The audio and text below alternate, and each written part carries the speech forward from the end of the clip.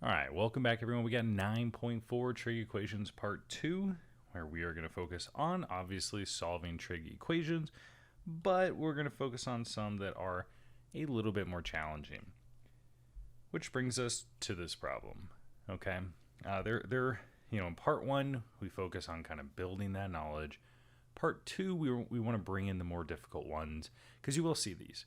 All right, in situations like this, you have 2 sine squared x minus sine x minus 1 is equal to 0. We need to solve for x.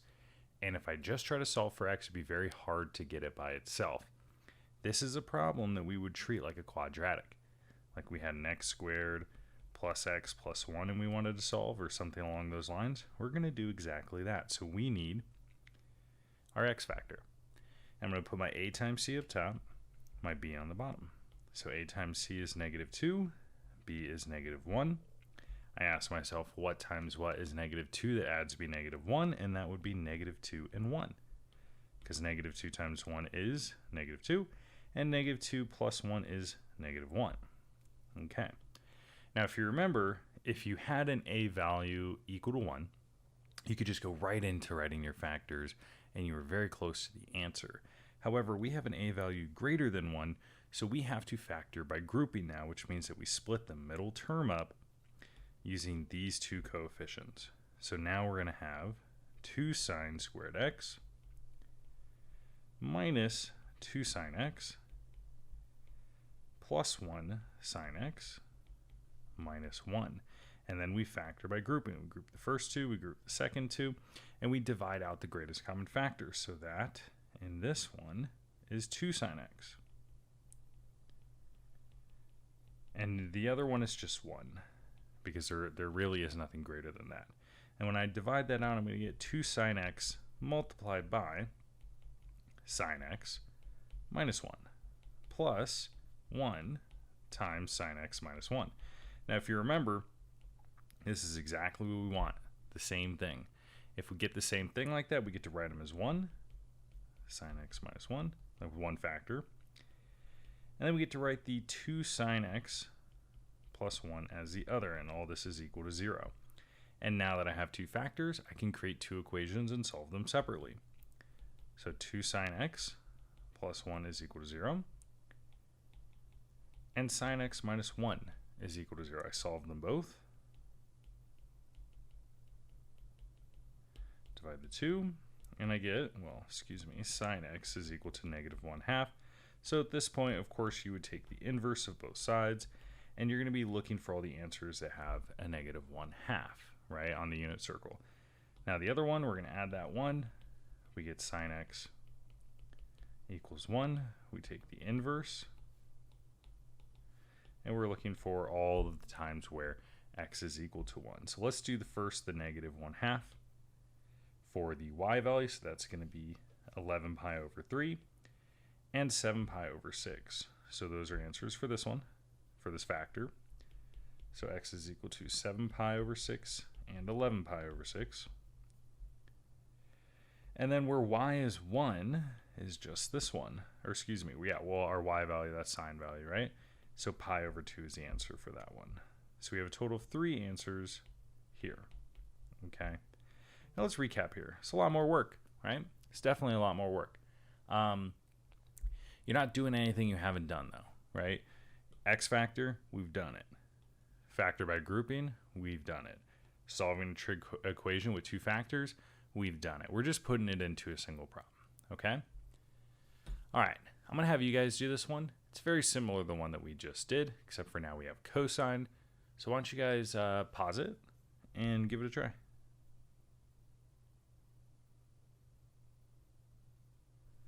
Okay, so hopefully you made an x factor. You have a times c up top for 2. You have b on the bottom for negative 3. You go to, what times what is 2 that adds to be negative 3. That's going to be negative 2 and negative 1. All right, you split these factors up. 2 times cosine squared theta minus 2 cosine theta minus cosine theta plus 1. We break these into groups. That negative has to go with this one, by the way. Okay. We break these into groups and we factor out the greatest common factor. Here, that's 2 cosine theta. And here, we're going to need to take that negative out of the front one, so it's -1. Okay? So we get 2 cosine theta times cosine theta minus 1 plus, well, I guess it'd be a -1 again, -1 times cosine theta minus 1. We write those two as the same factor, right? Cosine theta minus 1 equals 0. And 2 cosine theta minus 1. All right. Now we break these off into their own equations.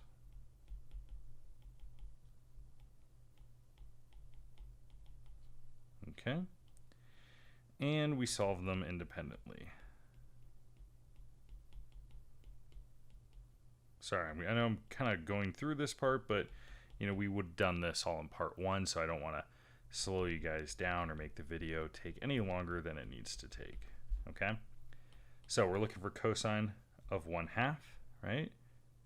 So we have, that's our x value, right? So 1/2 is here and here. So we have pi over 3 and 5 pi over 3.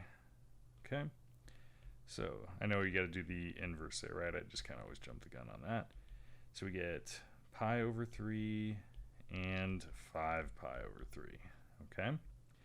Now we're also looking for a cosine of 1 that also happens to be at 0.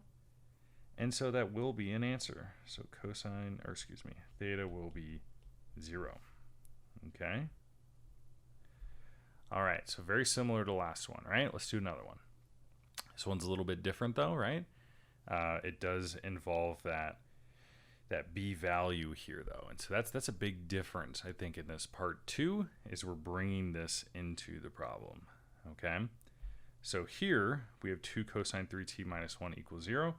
We're going to do everything like we would. We're going to get this by itself. So we're going to add the 1. We get 2 cosine 3t equals 1, okay? We divide the 2, cancels.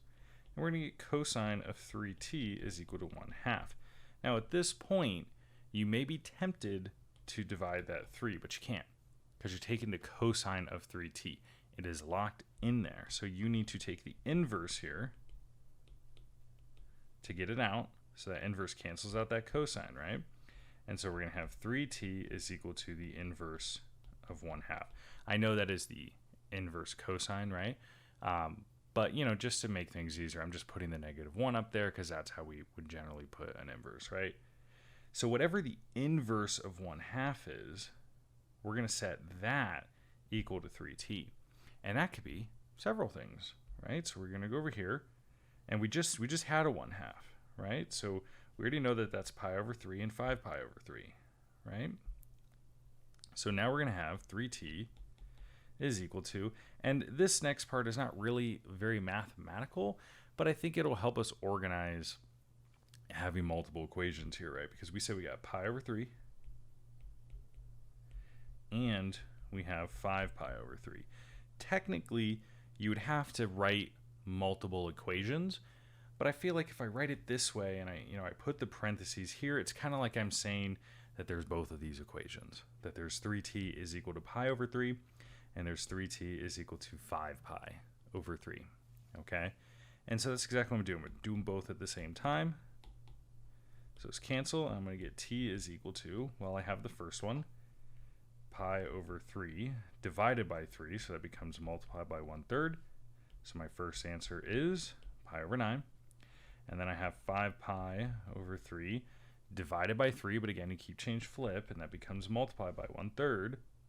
And so then that becomes 5 pi over 9. Now these are my answers. The pi over 3 and the 5 pi over 3 are not answers, okay? They're just numbers that we got along the way to get into the answer, okay? So be careful for these ones, especially right here. Everyone is very tempted to divide that 3 early, okay? All right. So, this one has a little, I'm going to have you guys do this one. It is actually our last problem. But, just a little tidbit is a 1 here when you get to that step. Or, well, it is divided by 2. Think of it that way when you get to that step. So pause it and give it a try. Oops, I got to leave that written there. Okay, hopefully you got it. You add the 1 on both sides, it cancels. You get 3 cotangent squared, right, is equal to 1.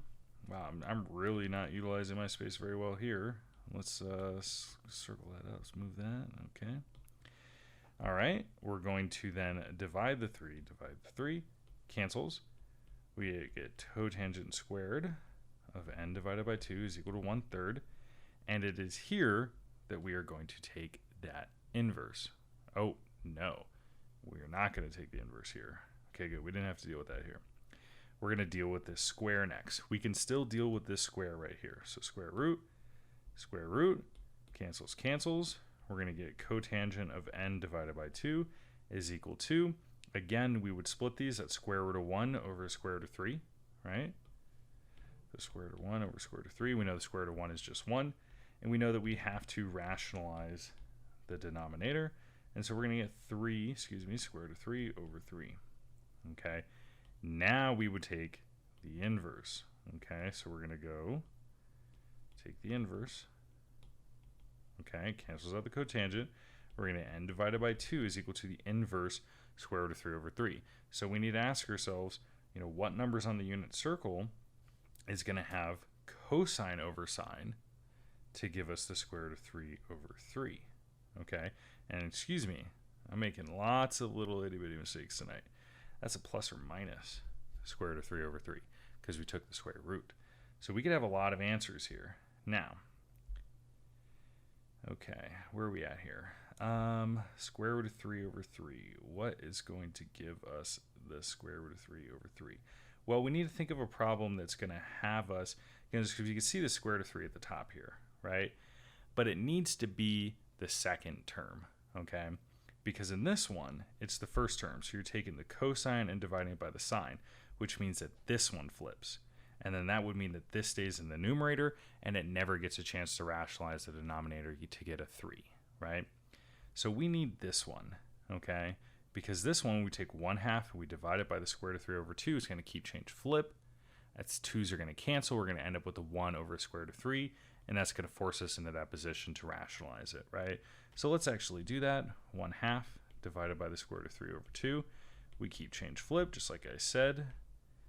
Cancels out the 2. We get 1 over the square root of 3, and we know how that story goes, right? We get a square root of 3 over 3 because we have to rationalize it. So this 1/2 divided by the square root of 3 over 2 is what gives us the square root of 3 over 3 for cotangent. Now, because we got a plus and minus, we can deal with all the combinations like that. So we're going to have 2 pi over 3 as we did, okay? And we're going to have the ones that go across. So we're going to have 4 pi over 3, and we're going to have 5 pi over 3. So we have 4 answers here so far, okay? So we're going to use our parentheses here. So we had, man, I can't even see that, pi over 3. 2 pi over 3. I don't even know if you can hear me. I'm not even talking into the mic. Okay. Last video of the year, right? All right. 4 pi over 3 and 5 pi over 3. All right. We get all of these. And now again, remember, this is technically 4 different equations. So we're going to multiply 2 to all of them. And we just do it this way because it just makes it feel a little bit easier. And so our final answer is going to be n is equal to, well, the first one we get 2 pi over 3. The second one we get 4 pi over 3. The third one we get 8 pi over 3. And then the next one we get 10 pi over 3. And there it is. Okay? There's our answers. A little bit more work in this.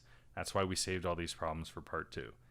Now, I do want to say that my math talk this time is simply that it is the very, very last lesson that I'll be teaching you. It's been an honor to be your teacher this year, and I know it was a crazy year. I appreciate you guys making it this far and hanging in there and doing your best.